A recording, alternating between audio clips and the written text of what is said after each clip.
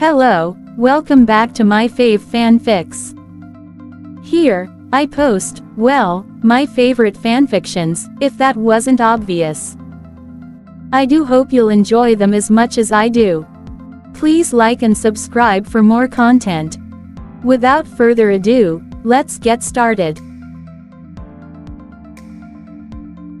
Welcome, my dear faves, to the second part of What If Ichigo is Sent Back in Time to Befriend Young Aizen for World Peace.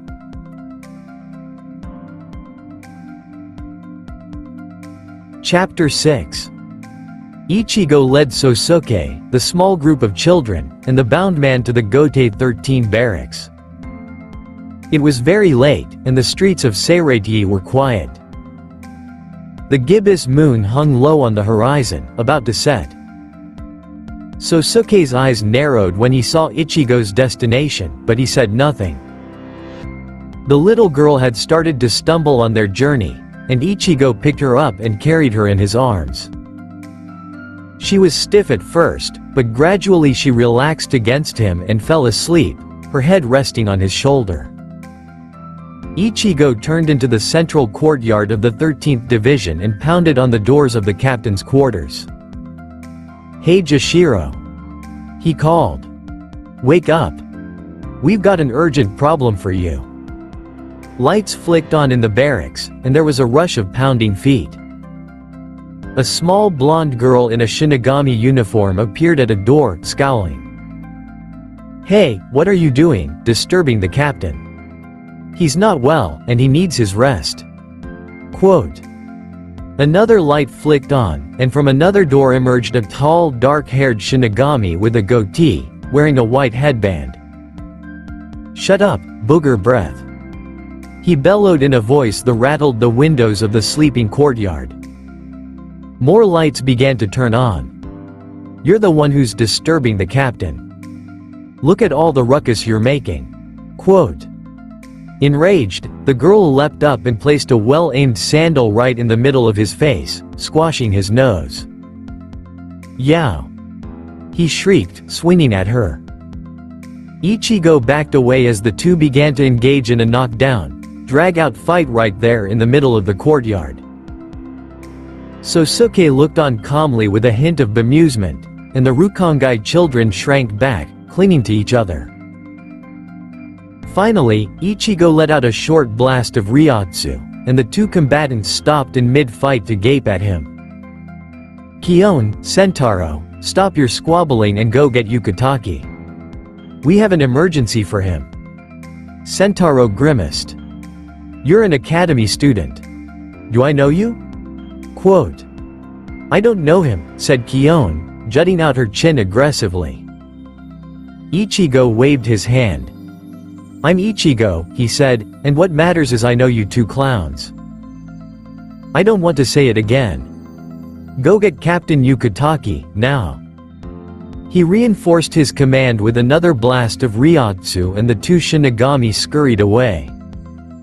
An amused smile curled Sosuke's lips.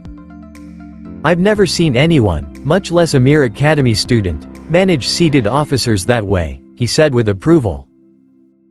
"How is it that you're still alive?" Quote. Ichigo growled. "Shut up," he said without rancor. The door of the Ugendo quarters swung open and a tall, slender man emerged, yawning and shrugging into his captain's houri. Long white hair hung down his back to his waist. "Hey Jashiro, sorry to disturb your rest, but we have an emergency," Ichigo began. Yukitaki cleared his throat, still looking a little sleepy, and not at all put out by being addressed by his first name. "I'm sorry," he said in a gentle voice, peering at Ichigo. "I don't think I know you, but you must be a Shiba, aren't you? You have all the physical characteristics of the family." Sosuke's attention sharpened, and he narrowed his eyes and looked more closely at Ichigo. Ichigo scratched the back of his head. Did he want to get into the nuances of being part of a family he didn't even know? No, better to leave it the way he had believed for the first 17 years of his life.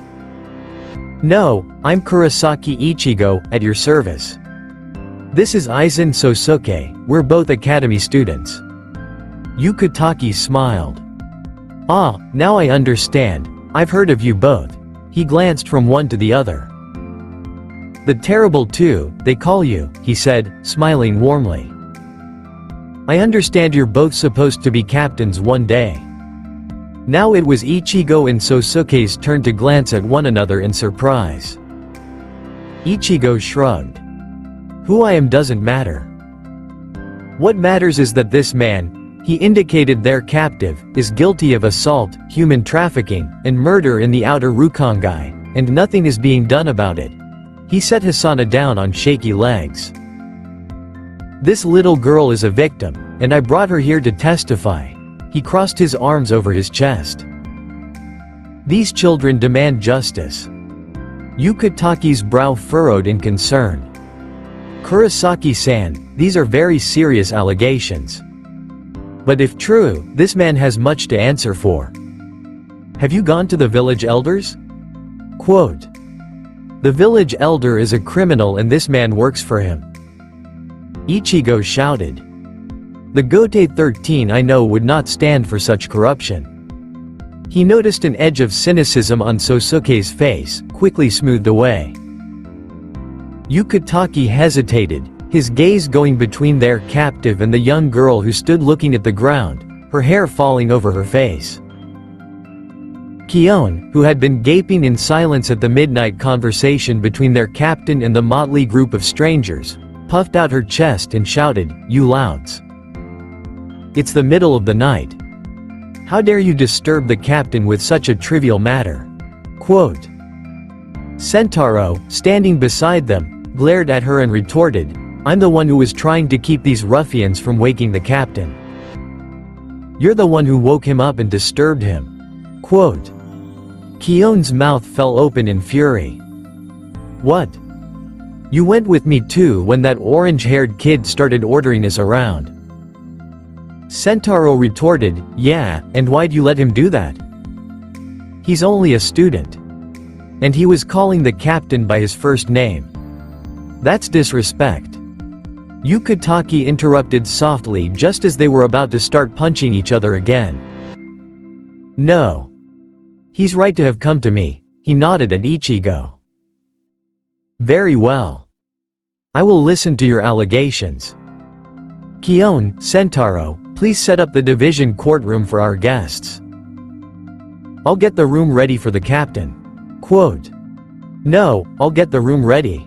Quote. The two Shinigami rushed away, bickering as they went.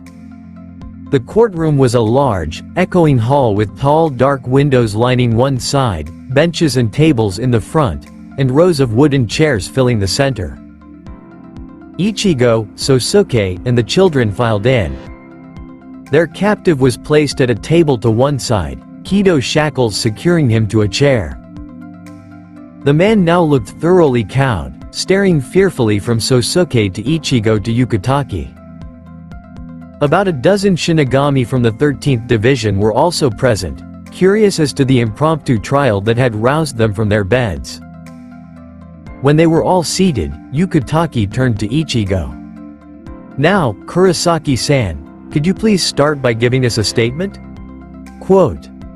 Ichigo hesitated. He glanced at Sosuke. You're more familiar with the situation. Why don't you go ahead? Quote. The boy smiled politely. Of course. Yukitake Taiko, we are sorry to disturb your rest. But this man, Furutani Gaho, has on several occasions committed heinous crimes in the village where these children live.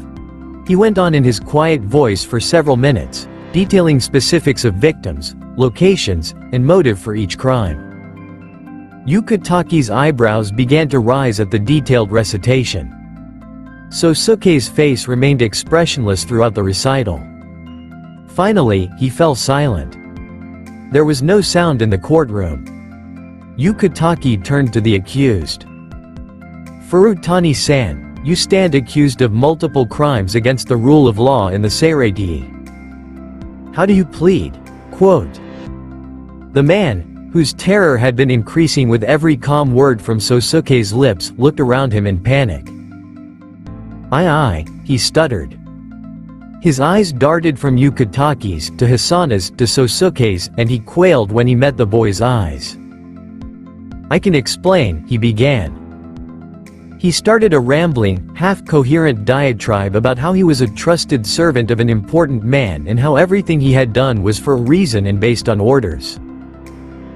Yukitaki became increasingly distressed and started coughing halfway through his tirade.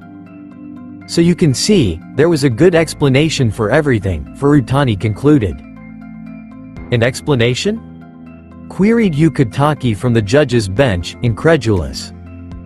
You admit to all the charges but claim they were justified?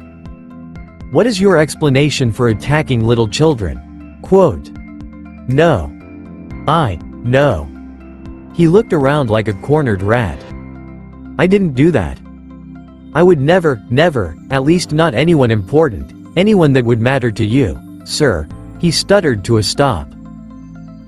Well, the truth is easily uncovered, said Yukitaki, after he had recovered from his latest coughing spell.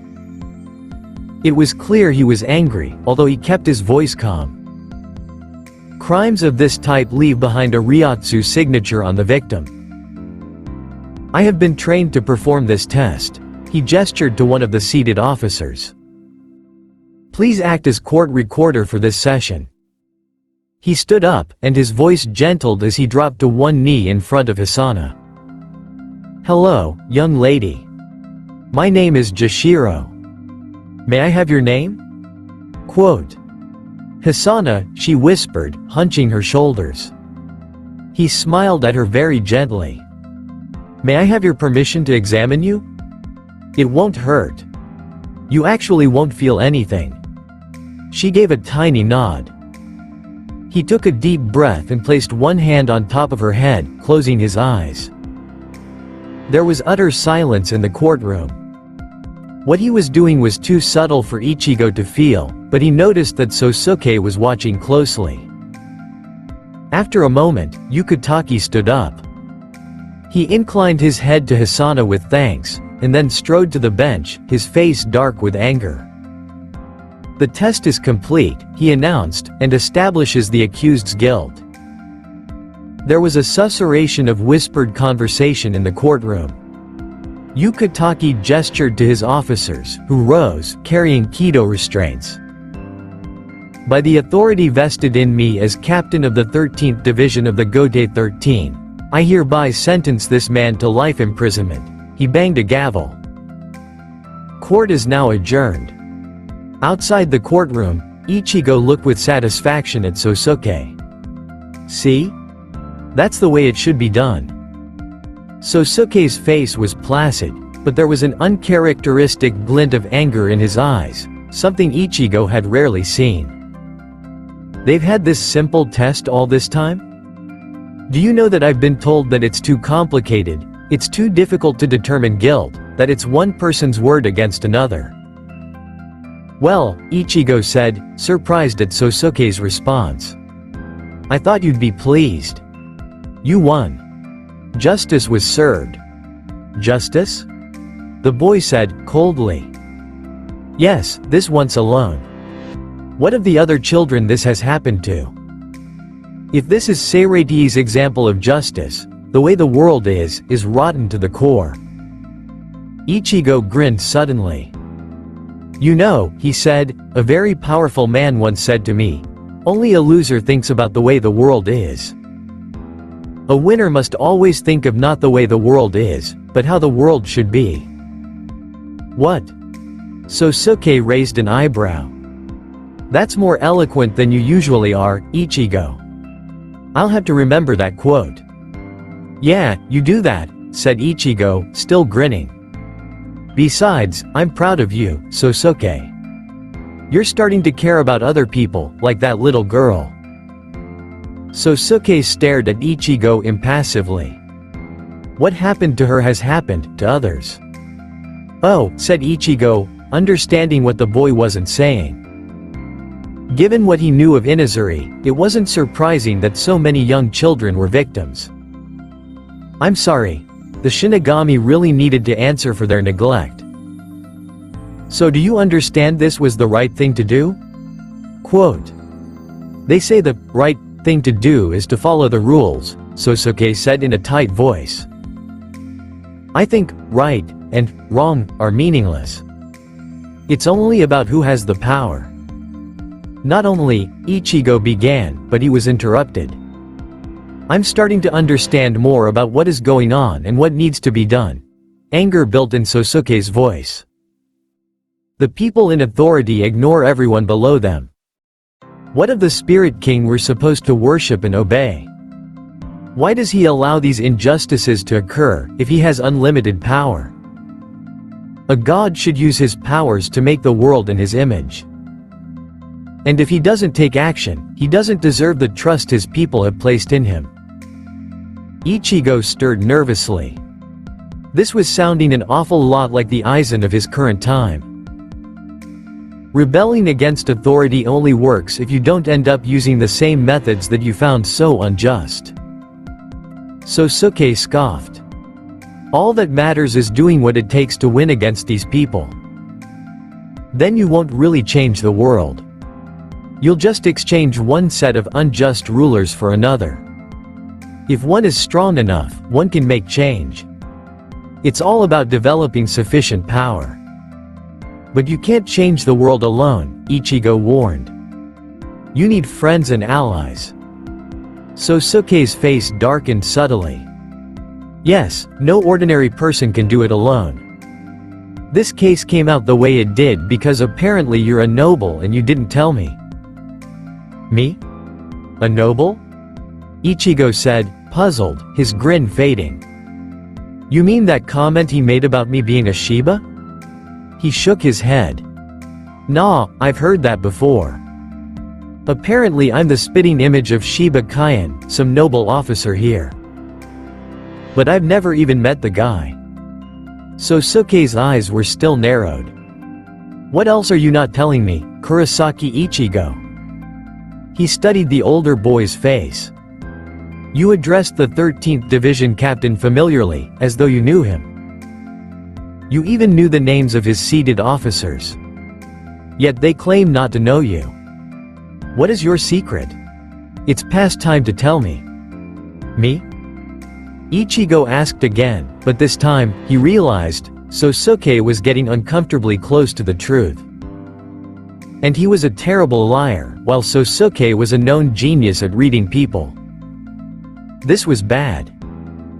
He began. I wanted to thank you boys for bringing this matter to my attention. Yukitake came up behind them. He placed his hands on both their shoulders. I appreciate the difficulty you might have had.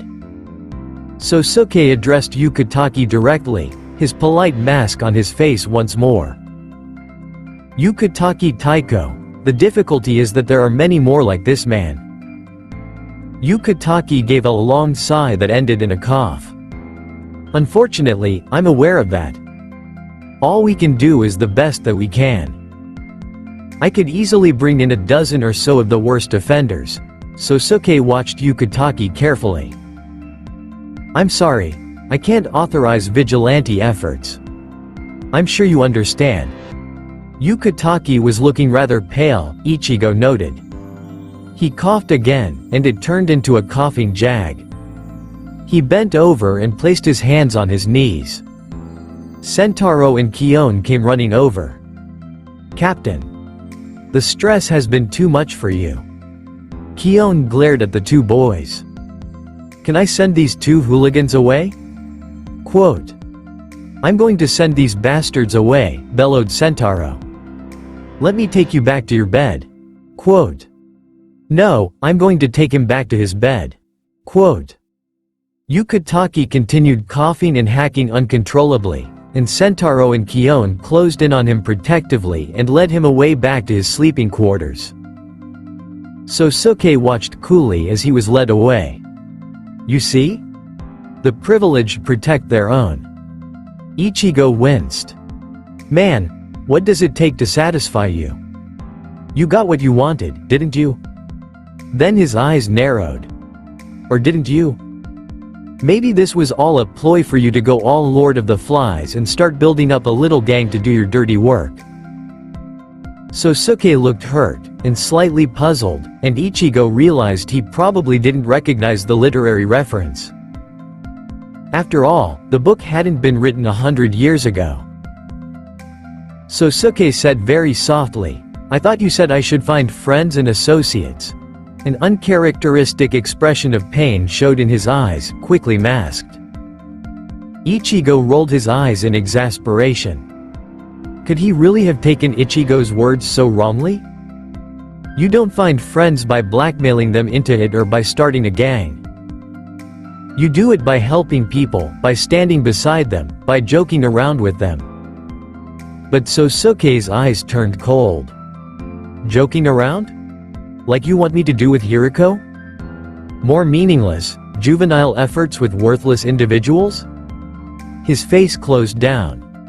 Why am I even wasting my time with this? I have no need of friends. He shunned Pio'd away, leaving Ichigo glaring after his figure as he disappeared off into the distance. He was wondering whether he should go after him when he felt a tug on his sleeve. He looked down. Hisana was standing at his elbow. Oh, he sighed, realizing Sosuke had abandoned them and he was now responsible for getting the kids back to their village. So much for his day off. You know, it's kinda late. Why don't you all bunk down in my room tonight and I'll take you back home tomorrow. Chapter 7. Sosuke didn't return to Sariniste the next day. Ichigo was torn between being worried about him and angry. It didn't help that he had passed an extremely uncomfortable night since he had let the 3 youngest of the village children sleep on his bed and use his blankets while he crawled up on the floor.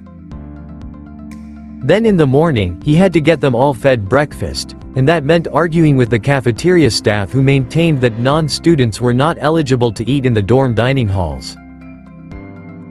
If your name is not on this list, insisted the woman at the cafeteria entrance, tapping a sheet of paper and sneering at the ragged group of children huddled behind Ichigo.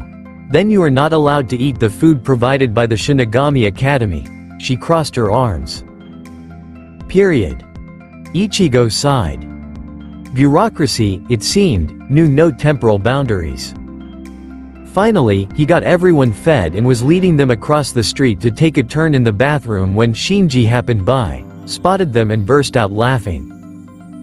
It's Strawberry Duck and his little ducklings. Y'all even got the orange beak. He crowed, gesturing at Ichigo's spiky hair and the line of little children. Shut up, Shinji. Ichigo said. By the way, do you know which division is responsible for District 78 in the Rukongai? Quote. Sure. It's the 6th, Shinji gave him a toothy grin. And, right over there is 6th Division Lieutenant Kuchiki Jinrei, he pointed. Biggest stick in the mud north of the South Pole. Ichigo followed his finger. A tall, elegant man very close in appearance to Kuchiki Byakuya, right down to the haughty facial expression and fancy kenseiken, was promenading down the street. Wait right here, he told the kids. He sprinted to intercept the officer. Jinrei. He called. Hey Jinrei. The man turned, every bit as shocked and offended at being addressed by his first name as Byakuya always was, with the same understated, elegant air of being affronted. Ichigo slid to a stop in the gravel directly in front of him. Boy, am I glad to see you. I understand the 6th Division is in charge of patrolling Inazuri? Quote. Indeed, and why is that any of your concern? Jinrei looked down his aristocratic nose at Ichigo. Ichigo grinned. I happened to be talking to Yachiru the other day, and she said the Shinigami Women's Association was getting ready to rebuild their swimming pool. Jinrei paled. No. Not that again. Well, I might be able to redirect her toward the 5th Division, Ichigo offered, if a certain favor could be done for me. Anything. Anything, begged Jinrei, shuddering. XXXXXXX. Ichigo hurried back to the kids, a satisfied grin on his face. He had gotten Jinrei, however reluctantly, to agree to increase the patrols in Inazuri and to promise to send a captain or lieutenant to supervise it personally. He hadn't even had to mention the seaweed ambassador. Congratulating himself on a job well done, he hurried the kids to the bathroom. Finally, they were able to start the journey back. This time it went faster. He borrowed a horse cart, hitched himself to it, and flash-stepped all the way back to their home village. The entire time, he couldn't stop worrying about Sosuke. When he got back to Seireiti around lunchtime, he found out that Sosuke hadn't shown up for any of the morning activities, nor had he signed in for breakfast or lunch. No one knew where he could have gone. Nor did anyone really care. The boy was a loner, despite all Ichigo's efforts, and he really had no friends or even acquaintances besides Ichigo.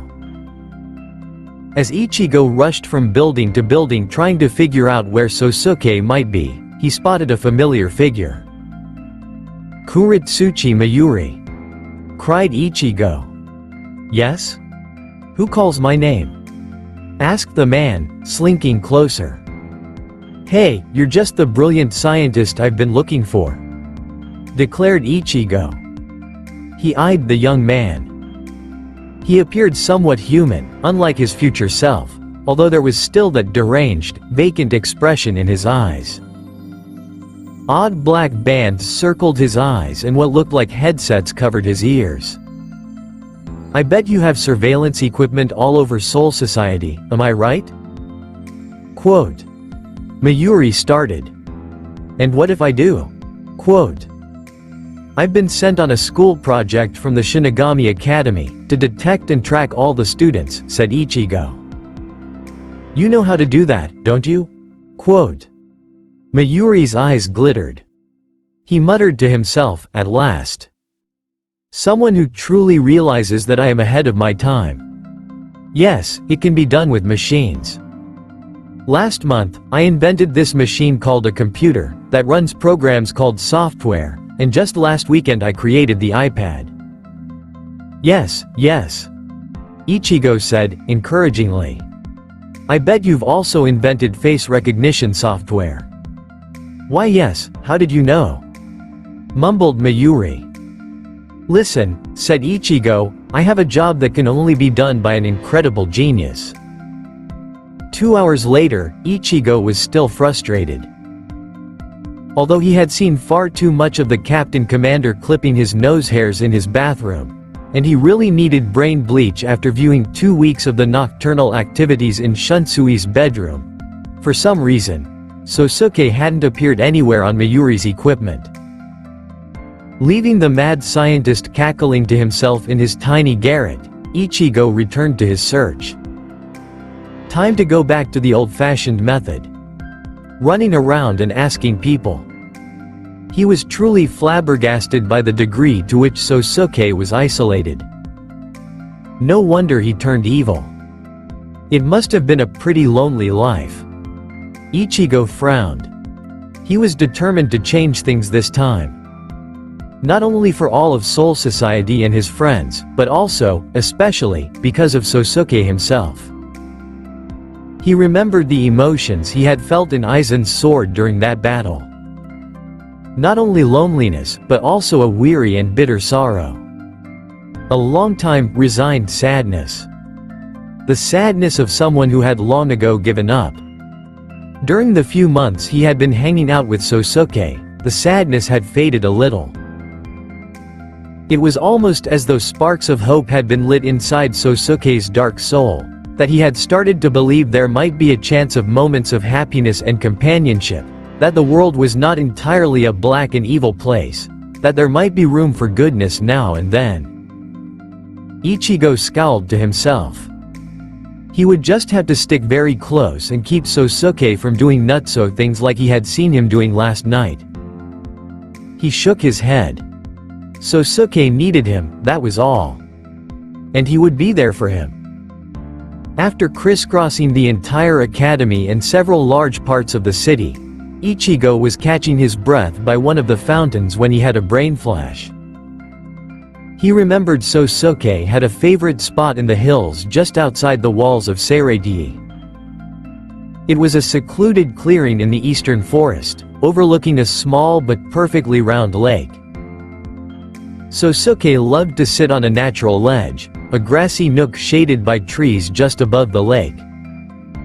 The spot was private but still open. That must be where he was. Shaking his head at his own obtuseness, Ichigo Flash stepped away, and soon found himself on a footpath leading into the forest. It was an early spring day, fresh and cool, and pale green leaves dusted the long branches of the trees under a moist, overcast but bright sky. Tiny white flowers poked out from mossy beds on either side of the path, and the air was alive with bird calls and squirrels chittering as they jumped from branch to branch. The juicy scent of growing things was so pleasant that Ichigo found himself smiling despite his worry. No wonder this was one of Sosuke's favorite places. Soon he found the turnoff leading towards the lake, and increased his energy flow to maintain his pace along the uphill track, jumping over long gnarled roots and thick spiny bushes that had overgrown the trail. When he finally reached the narrow, upsloping meadow dotted with vibrant magenta flowers below the final ridge, he slowed his headlong progress to a normal walk so that he could enjoy the setting.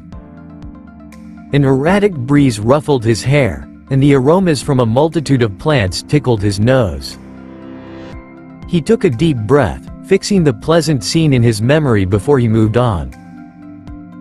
He clambered over the ridge and saw the lake spread before him, smooth and silver like a mirror in the calm air. He reached out with his senses, trying to see if he could detect Sosuke's Ryotsu ahead, but felt nothing. Still, he was convinced he was going in the right direction.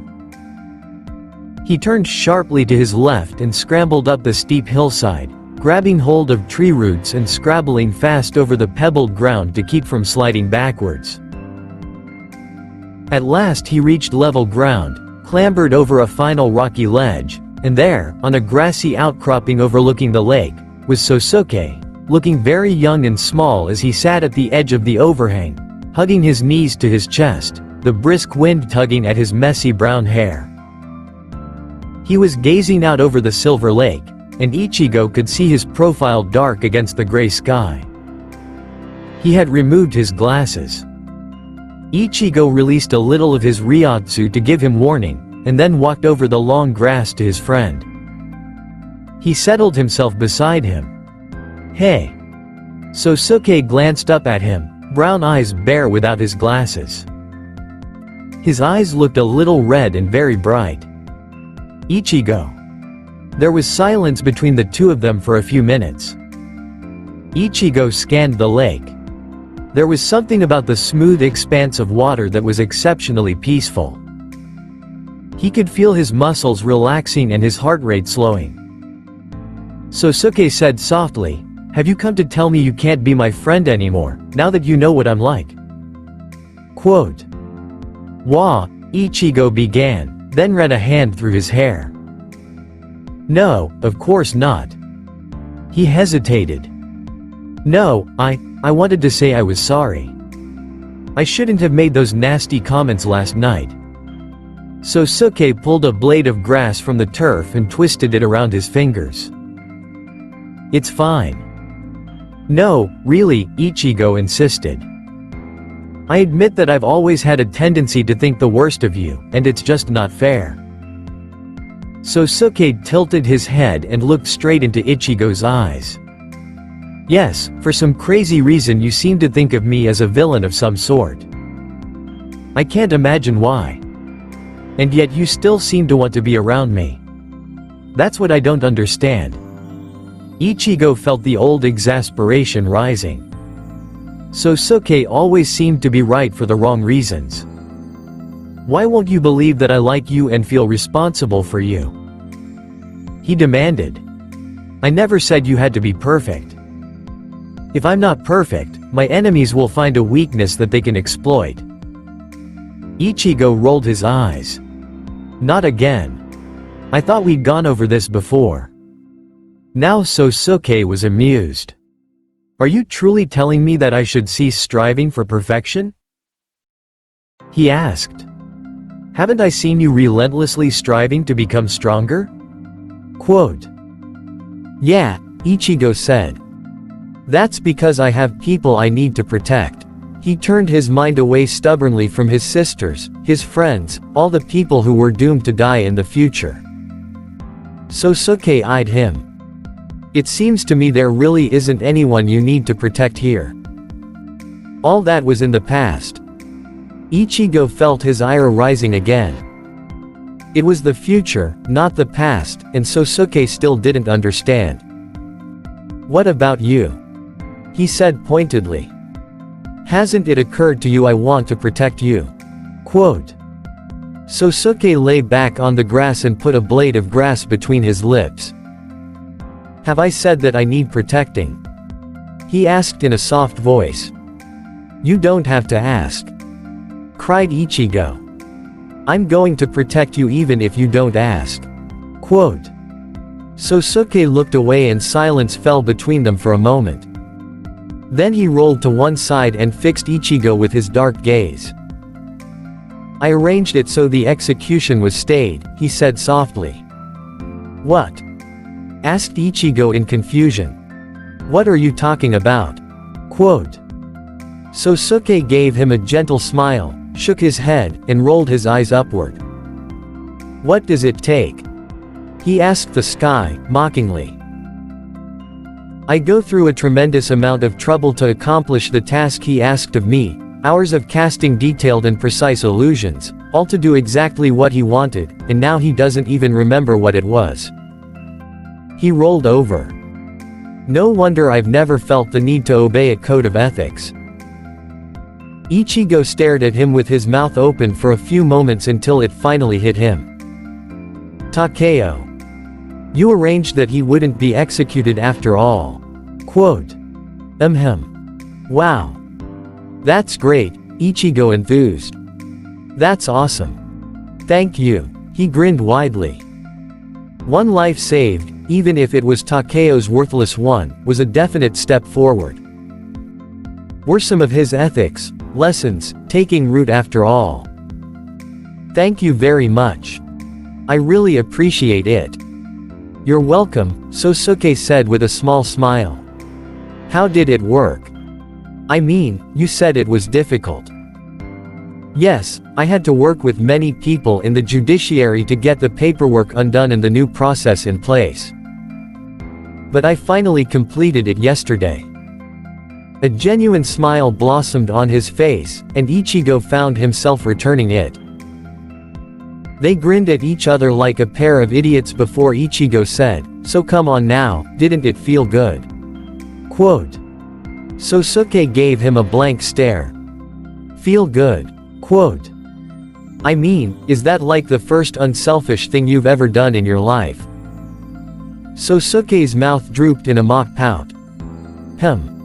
Not the first. He made a great show of counting on his fingers. Maybe the third, or was it fourth? Then he laughed, an open, honest laugh that was so different from his usual deadpan expression that Ichigo felt warm right through. It was my pleasure, Sosuke continued, to do something for my friend. Ichigo's grin stretched his face wider than Shinji's. Sosuke's expression darkened slightly. The only problem is that I had to expose myself somewhat. I trust that will not cause any issues. Nah, Ichigo waved a hand. There's still due process, even here, so you don't have to worry. Sosuke rolled over and gave Ichigo a piercing stare. There it is again. What? Quote. Even here. The boy's eyes narrowed. Ichigo, there's something about you, some deep secret, that I haven't yet been able to penetrate. Mumbled Ichigo, mind racing frantically. I've known it for a while, Sosuke continued. You frequently allude to this place as though you do not belong here, as though you're from somewhere else. He tilted his head. I believe you mean me no harm, but it's disturbing that you're hiding something important from me. Given our long friendship, don't you think it's time to let me know your secret? Quote. Ichigo studied the ripples on the lake for a long time before he firmed his lips. He was right, he realized. It wasn't fair to ask Sosuke to trust him when he himself had been lying all along. He ran a hand through his hair, making it stand up in spikes. You're not going to believe me. Sosuke examined him through narrowed eyes. Try me. Ichigo released a deep breath. Okay. He paused. Where could he begin that didn't make him sound like a lunatic? You see, he fell silent again. Are you from another universe? Sosuke asked quietly. Ichigo's eyes widened and he whipped his head around to stare at Sosuke. What? What makes you think that? How had he figured out that much? No, of course not. Then he stopped. He was from the world of the living, did that count as another universe? He shook his head. Not really, he hedged. Sosuke's eyebrows lifted. Now that is an intriguing answer, he purred. Not of this universe, and yet partially of it. Quote. Well, you see, he paused again and glared at Sosuke. You have to promise that you won't laugh. I swear to you I'm telling the entire truth, no matter how unbelievable it sounds. Well, at this point I have ruled out all the logical conclusions, so I'm left with only the fantastical and illogical ones. Therefore I think you will find my mind to be quite open. Ichigo sighed. I suppose I shouldn't be surprised that you figured out this much. But you're really not going to believe this.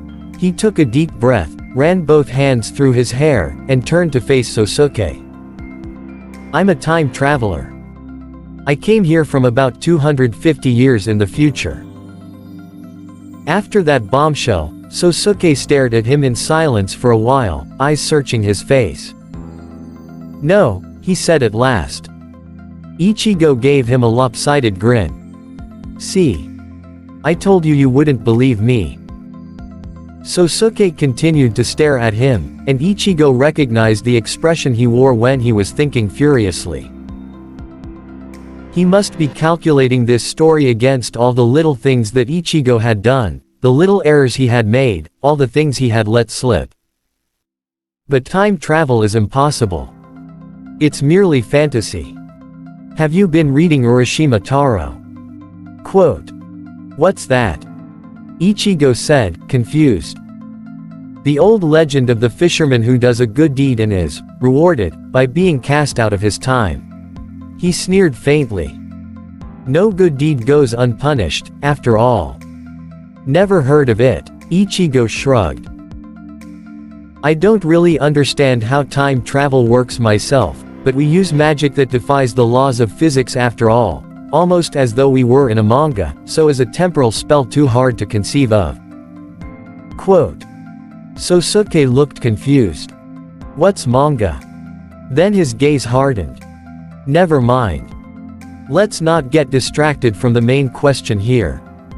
Do you have proof? Quote. Another shrug. Not really, since I'm not even from Soul Society in the first place and I'm not that familiar with your history.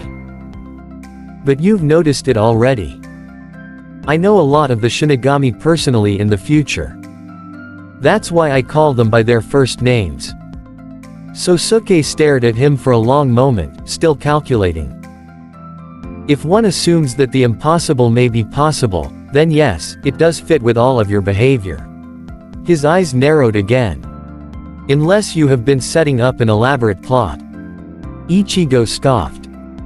Not my style, he said, and a smile flickered over Sosuke's face. True, he acknowledged. He eyed Ichigo more intently. But even if it were possible, he continued, why would you do it?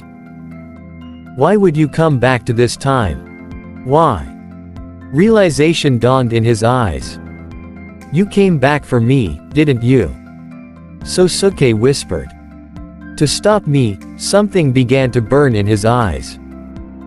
So I do accomplish some of the things I aspired to, he breathed, eyes glittering. I knew no one could stop me. I am more powerful than anyone else in the Sariniste, that is, until you appeared. Ichigo held up a hand. Whoa, don't go jumping to conclusions. I didn't come back here to hurt you. But you're right that you make a lot of bad decisions in the future. Let me tell you, it doesn't go well for you. Nor for anybody else, he thought silently. But there was a look of deep pain and betrayal now in Sosuke's eyes, something Ichigo had never seen there before. You sought me out. That explains why you claimed to be my friend, you wanted something from me. Quote. No. Ichigo jumped to his feet. I'm not claiming to be your friend, I am your friend. My feelings for you are real. He insisted. Then why lie to me for so long? Why keep coming after me, insisting that you feel friendship for me, when the entire time you're deceiving me? Sosuke was on his feet too, his eyes burning. Would you have believed me if I told you from the beginning? Ichigo demanded. Maybe. Sosuke glared. You never gave me the opportunity. You told me a true friend was truthful. I told you the truth. I told you everything about me, all my secrets. His eyes were furious and angry. I opened up to you, made myself vulnerable, and for what? So you could use me for some unknown reason. Quote. Wait. Ichigo cried. I've never wanted to use you. I only wanted to be your friend.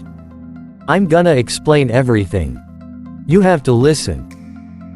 Just then there was the sound of heavy footfalls from the other side of the ledge, and about a dozen soldiers appeared over the rocks. They spotted the boys, and a cry went up. There he is. They drew their swords and began running. Sosuke stared at Ichigo in shock. That's the Omaeda family crest. They must have figured out that I was responsible for their son's imprisonment after I got him released. He narrowed his eyes. I did it for you, did you betray me? Quote. No. Gasped Ichigo, reaching for Zangetsu. You have to believe me, Sosuke. I swear on everything that I've never betrayed you, that I've only wanted to protect you, that I see you as my friend. The men were almost upon them. Sosuke stared at Ichigo for a long moment. Believe you. Trust you. 10 men. Against 1. His eyes narrowed. Or is it 11? Quote. Ichigo shook his head in disbelief. For a genius, you sure can be an idiot sometimes. Of course I'll stand beside you. It's 10 against 2. I'll give my life for you, Sosuke. Haven't you figured that out yet? He drew both his swords and took a defensive stance. Then the men were upon them. Hacking and smashing, they drove straight for Sosuke. Vengeance. One shouted.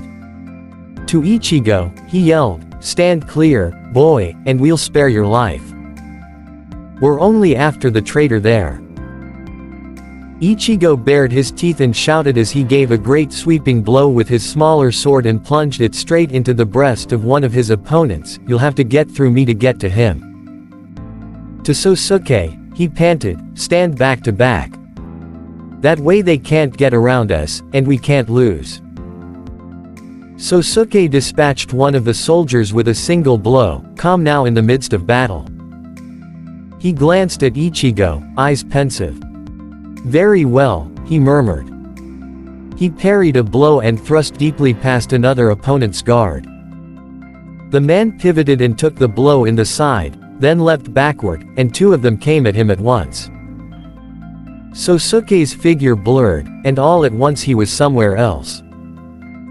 The 2 men suddenly turned and began fighting against each other. One grunted and jumped forward, inside the other's defenses, and slashed at the other man's neck, beheading him. As he shouted triumphantly, Sosuke appeared behind him and plunged his sword into his back.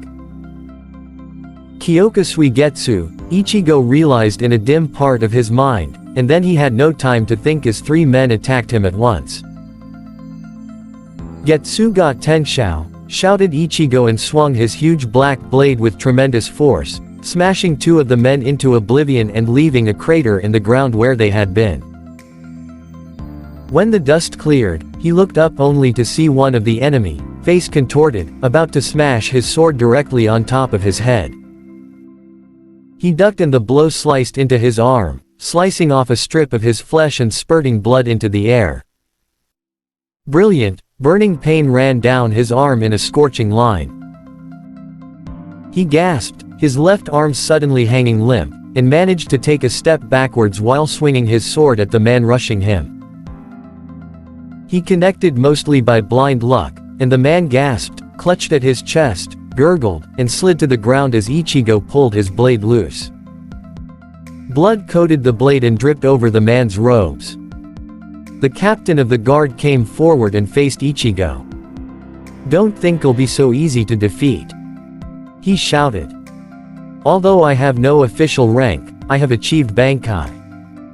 I will now smash you into oblivion for the honor of our family." "Bankai!" he cried. All around them, the sky began to darken as a dozen or more huge rotating blades spun overhead, serrated like rotary chainsaws. Ichigo panted and took a few steps backwards. Sosuke was just behind him, having finished off another couple of soldiers. He looked at the sky in dismay. Sosuke surely didn't yet have Bankai. It was up to Ichigo. "Bankai!" he shouted. He would defend both of them. He swung his blade in a huge arc. But just at that moment, swirling colors began to appear all around Ichigo. The world around him began to dim, and the spinning colors increased in speed. They seemed familiar somehow. Ichigo's eyes widened. It was the pattern he had seen when he had traveled through time. Was he being pulled back to his own time? No. He shouted in desperation. "Not now. Not now." He screamed. Sosuke had pulled back and was staring at him in shock. He couldn't leave him alone to fight the Omeda officer's Bankai. Not after all he had done, Sosuke would be certain he had betrayed him. He couldn't go. He grabbed onto a rock with one hand. "No!" he screamed again. "I'm staying here." Quote. But the whirling colors were increasing in intensity and velocity. The world around him was dimming, and he was losing his grip on the rock. His hand closed on emptiness, and the clash of blades and the men shouting faded, became faint and far away. "No!" he shouted again. "Sosuke! No!" Quote. But the spinning colors obscured everything around him. There was nothing but brilliant, amorphous light all around them, and the sickening disorientation he remembered from his earlier trip through time. The last vestiges of the clearing around the lake dwindled to nothing, and the last thing he could see before it completely disappeared was the dismay in Sosuke's eyes. Chapter 8. Ichigo stirred. He was strapped to a raised platform in some kind of lab. He could make out various pieces of equipment, benches littered with electronic parts, a table piled high with retorts and test tubes. He shook his head to clear it, but everything was fuzzy, and he couldn't seem to remember what had just happened. He looked at his unmarked arms, no sign whatsoever of the wounds he thought he had sustained. Was it his high-speed regeneration, or had he just awakened from a dream? Or a nightmare, where hat and clogs had sent him into the past? He rubbed his eyes. Could that have been it? A doozy of a nightmare. An impossible, time-traveling nightmare. He unstrapped himself, sat up, and swung his legs off the platform. Immediately he was hit by a wave of dizziness. He dropped his head into his hands, trying to focus. The last thing he remembered clearly was standing on the platform as Urahara claimed he was going to send him back in time. And then, he also had a set of vague, dreamlike memories. As though he had spent months in the past, in the Shinigami Academy of 250 years ago. Vague and strange memories. He needed to get his head on straight, remember what was real and what wasn't. The memories of meeting young Sosuke and forming a friendship with the boy before he became an evil overlord seemed so distant and unreal.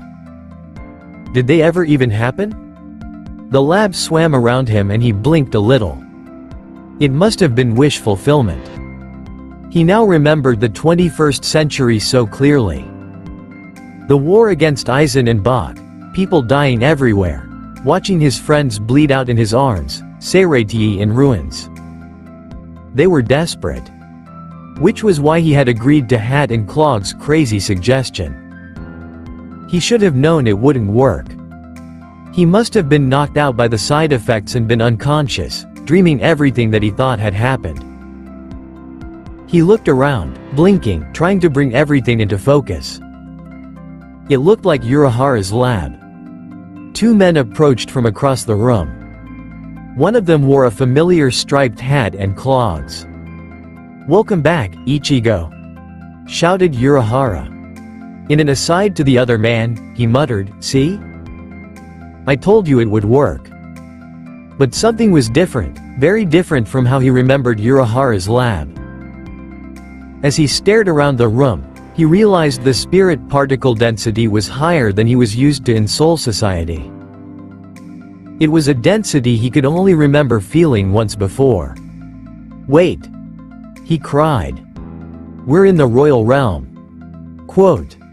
Urahara tipped his hat forward over his eyes. "Well, of course," he cried. "Where else would you expect the lab of the universe's most brilliant scientist to be?" Quote. Before he could respond, Ichigo's eyes fell on the other man and opened wide. It was Aizen, fully outfitted in his undamaged Las Noches regalia complete with white robes and magenta sash as he had worn since the fight over fake Karakura town and after his escape from prison. Aizen, who had caused the deaths of so many of his friends and family, and who only last week had threatened to destroy not just Karakura but all of Japan if the Sariniste refused to surrender to him. The man smiled benevolently at him. "What are you doing here?" he shouted, ready to reach for his Zanpakuto. Urahara looked puzzled. "Aizen-sama? Why wouldn't His Majesty be here?" Quote. "Wait, what?" Ichigo goggled. "His Majesty? You can't be telling me he's the king. How did that happen? How long have I been out?" Quote. A furrow appeared on Urahara's brow. "Of course he's the king. Ichigo, I better examine you. If you're having a memory fugue, there may be some brain damage from your experience. Not that I'm responsible, mind you," he added. "I did remind you I'm just a simple shopkeeper at heart." "No." Ichigo stared at Aizen. "The king? But you're wearing your Las Noches outfit." Aizen looked down at his white robes. "Oh, you like my outfit?" he said, a pleased smile growing on his face. "I designed it myself. What do you think of the high collar? I think it lends me a real air of authority, don't you?" Quote. Ichigo was speechless. Much better than the Gotei 13 uniforms," Aizen shuddered. "So boring and so much black. Oh, and that tag on the back of the neck?" He rubbed his neck, wincing at the memory. The constant itching. It drove me crazy. I think if I had had to wear that thing for any longer I probably would have rebelled against all of Soul Society. He shook his head ruefully. But now? He glanced down at his robes with a satisfied smile. "These are made of the finest linen, and you probably didn't know, but white is my favorite color." Ichigo just shook his head. How did you become king? He demanded. Urahara and Aizen exchanged a glance. Ichigo, why don't I prepare one of the hospital beds for you, and we can talk there, said Urahara. Ichigo said, holding up a hand, no, wait. Why don't you assume I don't remember anything for say, the past 2 years, and just fill me in? Urahara and Aizen gazed at each other with growing unease. I've been king since before then, Ichigo, Aizen said gently. I was promoted to captain commander 50 years ago, and became king not long after. He glanced at Urahara and said under his breath, I suspect there may have been some changes to Ichigo's timeline. Hopefully it's that and not brain damage. Changes to his timeline? It wasn't a dream? Had he really gone back in time and changed everything? You mean, it all really happened? He scrubbed a hand over his face. You and I, he stopped and began again. So Suke made it out alive during that last fight?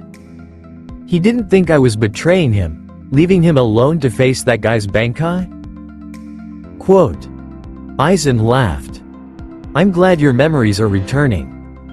Yes, I was able to defeat all the remaining soldiers that day.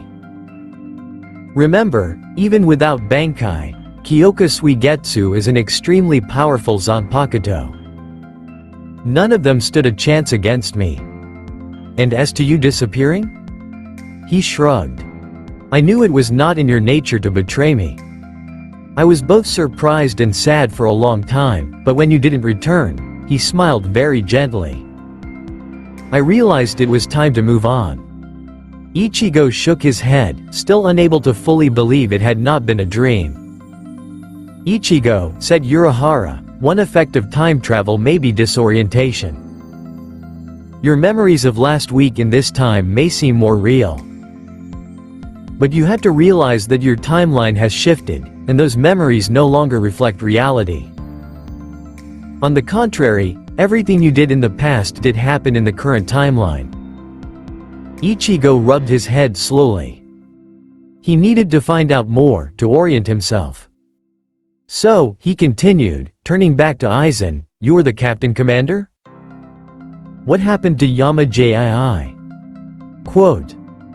Jashiro and Shunsui convinced him to resign and make way for a new generation to lead the Gotei 13 into the next millennium. He had only held on for so long because he thought no other Shinigami could rival him in strength. Aizen shrugged and a faint smile appeared on his face. Then I came along. Ichigo gaped. So is he still alive? Quote. Both men laughed. Yamaji's too crotchety to die, said Urahara.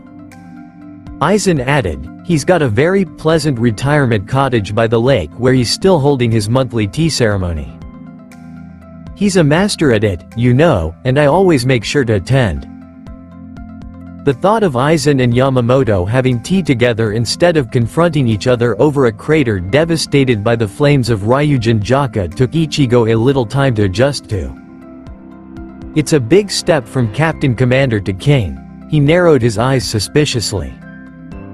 How do you manage that? Quote.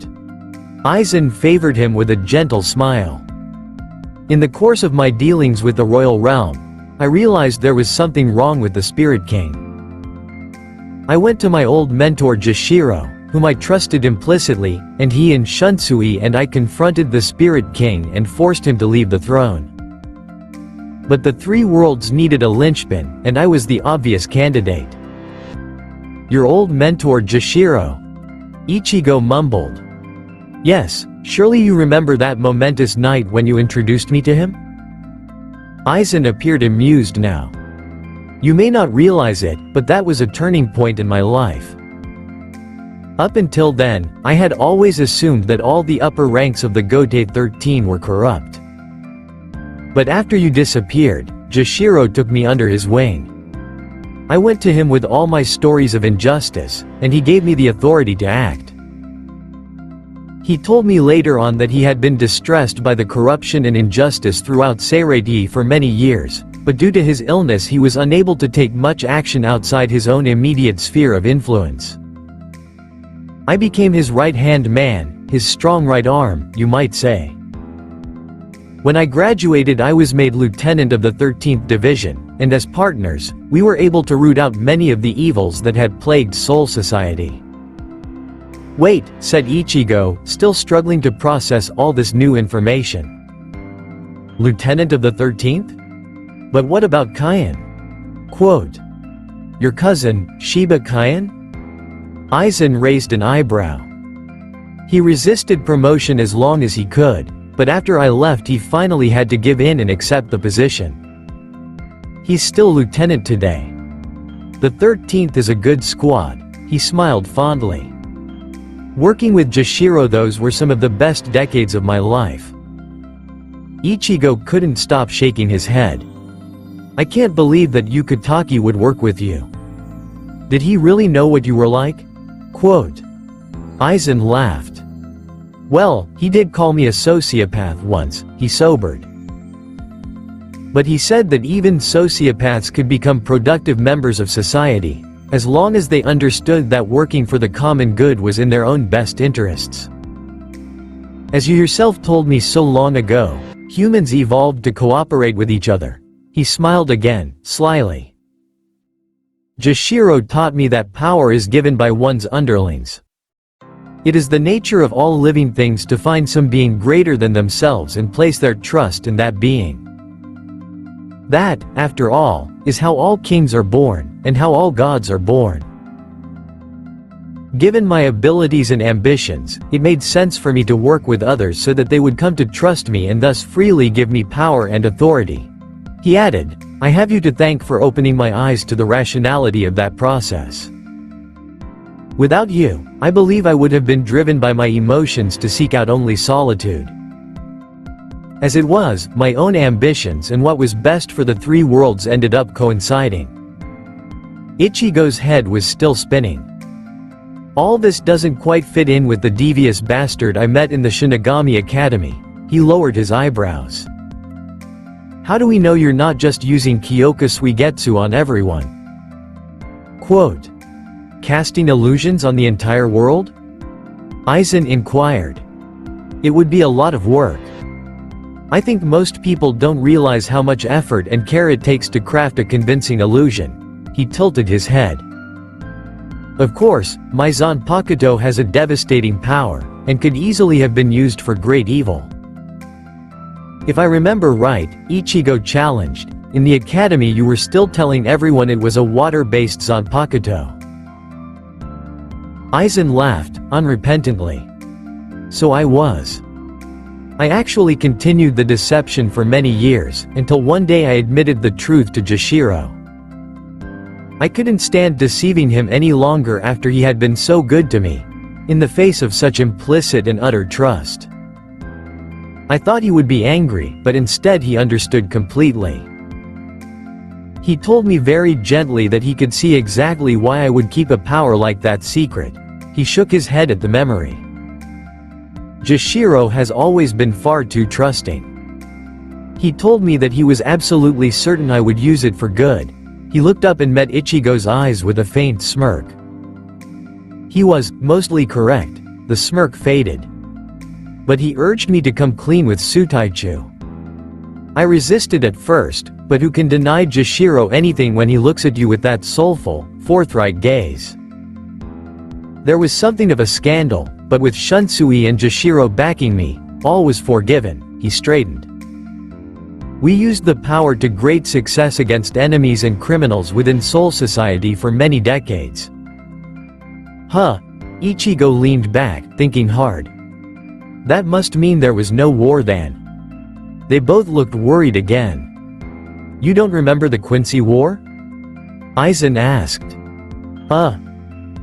We fortunately had prevented the Quincy genocide in time by catching Kuritsuchi Mayuri and placing stricter controls on him despite the error that had been made in giving him a great deal of autonomy, Aizen said, shooting a glance at Urahara who looked slightly abashed. But their former leader, Yuha Bak, managed to whip up a dissatisfied faction into insurgency. They attacked us and were able to steal many of our Bankei, and they caused a great deal of death and destruction in their initial offensive. What happened? Did they invade the royal realm? Ichigo asked. No, why would I let them get that far? Aizen replied. Of course I came to the defense of Soul Society right away, and once they were all under my illusions, it was easy to pick them off.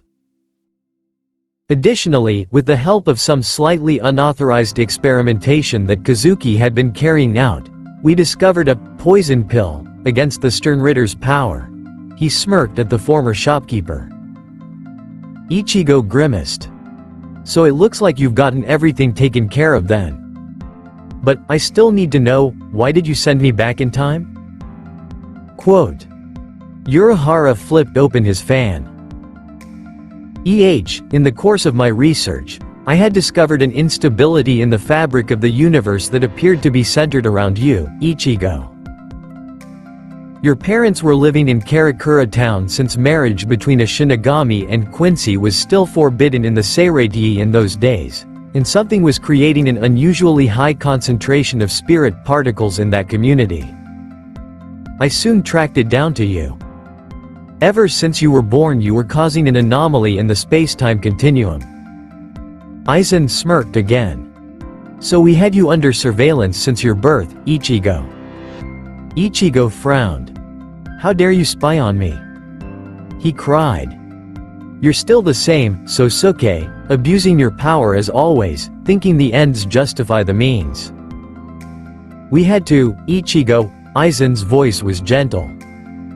It soon became rapidly clear that if something was not done about the anomaly you were generating, the entire three worlds were going to fall into imbalance. We researched it and realized that you were the same person who had appeared at the Shinigami Academy so many years ago, and that in order to balance the universe, we had to make sure that you were sent back to that time. So, of course, I put Kazuki to work on a time machine. Oh, Ichigo's head was spinning. But don't worry about a thing, Ichigo, Urahara said, folding his fan and shaking it at Ichigo. Everything's been taken care of now and it's all back in balance. And you're safely back here. We can tell your parents now. He looked off to one side a little guiltily. Admit I told a little white lie to Masaki in order to get you here. Ichigo shot to his feet. My mother's still alive? First, incredulity, then a huge grin spread over his face. Urahara and Aizen looked at each other again, concern etched on both their faces. Why, yes, of course she's alive. I have to see her. Ichigo shouted. Where is she? Quote. The distress became even more pronounced on both of the men's expressions. I imagine she's still at your home at the Karakura clinic, Urahara began, but I really think you should stay here for a few tests before we let you go. It's not safe. Ichigo glared at them. If you think you can keep me away from my family, he began, but Aizen held up a hand. Not a problem, he said to Urahara. I can accompany Ichigo back to his family. Urahara looked surprised. You yourself, Aizen-sama? Surely you must have more important things to do. Perhaps you can send one of your other guards instead. Aizen smiled. More important things than spending time with my old friend? He shook his head. I don't think so. The kingdom can run without me for a day or two. Urahara shrugged. Well, if you say so. I know what you're concerned about, Kazuki, but don't worry, I'll make it back in time for Rangaku's baby shower. He gave a mock shiver. Jin would run me through with Kamishini no Yari if I didn't attend. He glanced at Ichigo. The spark of curiosity and fascination Ichigo now remembered so well was dancing in his eyes. Besides, I'm intrigued by the changes to the timeline. This way we can have some uninterrupted time to discuss them, he smiled. And finally, I need to have time to persuade Ichigo to join my royal council. Ichigo sputtered. What? Quote. Yes, I think everyone has been becoming too respectful lately. Even Shinji has started agreeing with me every now and then. A king always needs a contrarian on his council, someone who's not afraid to speak their mind and disagree with their monarch. Ichigo scowled. Well, you better get used to it, Sosuke, because high and mighty king or not, I'll always think of you as my uppity kid brother. Aizen raised an eyebrow. I wouldn't have it any other way, he said, following Ichigo out the door. Once back in Karakura town, walking through the familiar streets, Ichigo found his pace quickening. The thought that his mother might be alive again filled his heart with incredible joy. It was as though the sun had risen again after a long, dark, cold night. Mom, he thought with a rush of emotion, as the 9-year-old boy he had once been remembered her, larger than life and more brilliant. He remembered the last time he had held her hand, that rainy day half a lifetime ago. He remembered the shock and devastation of the moment when he had called to her and she didn't get up, didn't move, never moved again. It had taken him a long time to realize she was gone forever. The one person who never cried and never got mad, who could wipe away every single bad thing just by taking him in her arms. She was the sun in their family, the first person Ichigo had ever wanted to protect. When they lost her that rainy day, the sun had set forever. Or so he thought. He was so lost in his memories that he almost forgot he was walking beside the man who was once his worst enemy.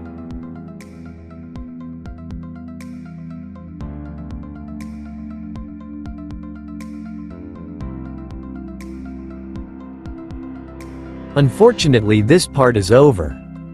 I hope you enjoyed it. My apologies for all those quotes. Please have a good morning, afternoon, evening or night. See you next time, faves.